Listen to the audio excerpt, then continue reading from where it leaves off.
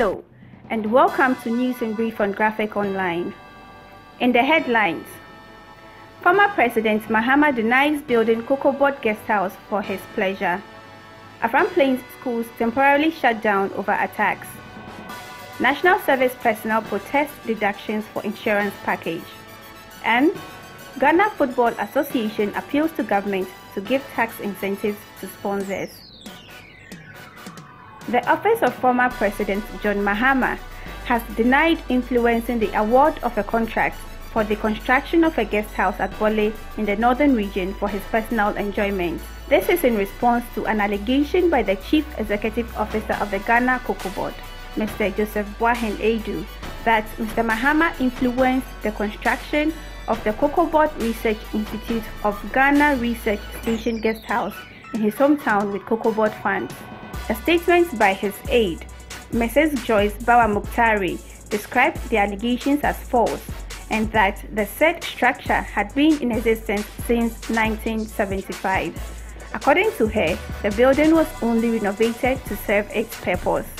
In a response, however, the manager at the office of the CEO of the Ghana COCOBOD, Mr. Fifi Boafo, questioned why the erstwhile administration spent about 5 million Ghana cedis to renovate the structure.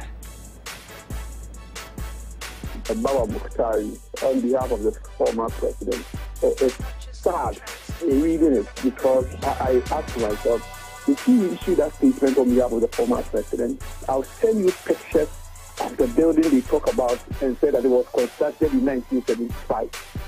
In any case, ask Dr. Bawa Muktari, who is telling us that the current chief executive should concentrate on making two funds.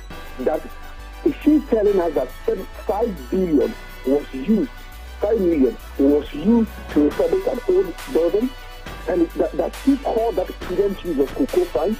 Is that value for money? 5 million was used to refurbish an old house. There was a facility that was built in 1975. That's fact. However, additional facilities that have been built in addition to what was there.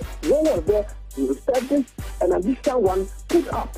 Are they telling us that putting up that facility with jacuzzi and houses in Bole was prudent use of the cocoa farmers' money?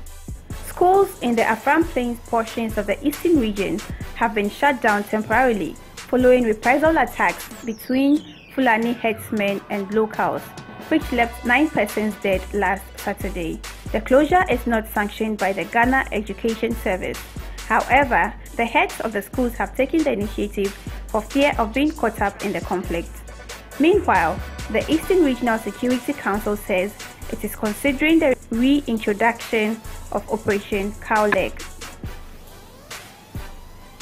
National Service personnel across the country are protesting the introduction of a 15,000 Ghana cedis insurance package for them.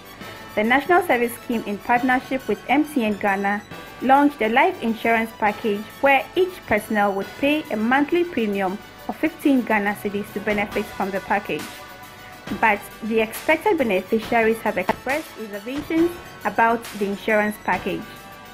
We woke up to see NFS board launching this insurance policy, and then we are against it. The main reason is that they didn't sit down with us to gather our views or our concerns.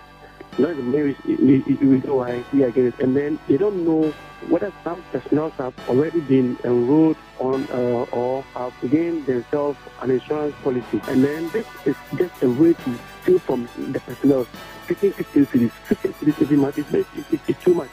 Besides, look at when our allowance were released.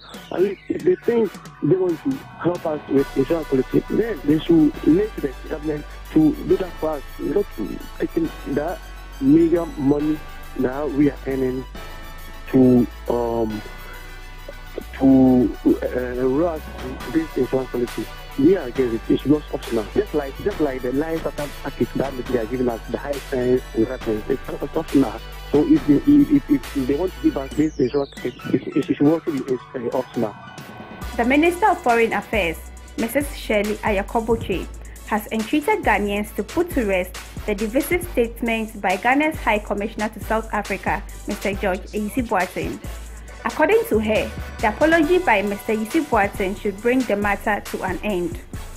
Mr. Yusuf Watson on Wednesday apologized for his comments, in which he suggested that his topmost priority were NPP members.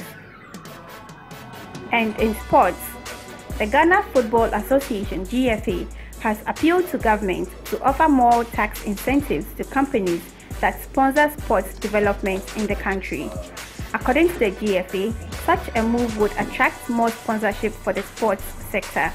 The appeal was made by the chairman of the Marketing and Sponsorship Committee of the GFA, Mr. Frank Nelson, when a delegation from the GFA paid a courtesy call on the staff of Graphic Sports newspaper of the Graphic Communications Group Limited.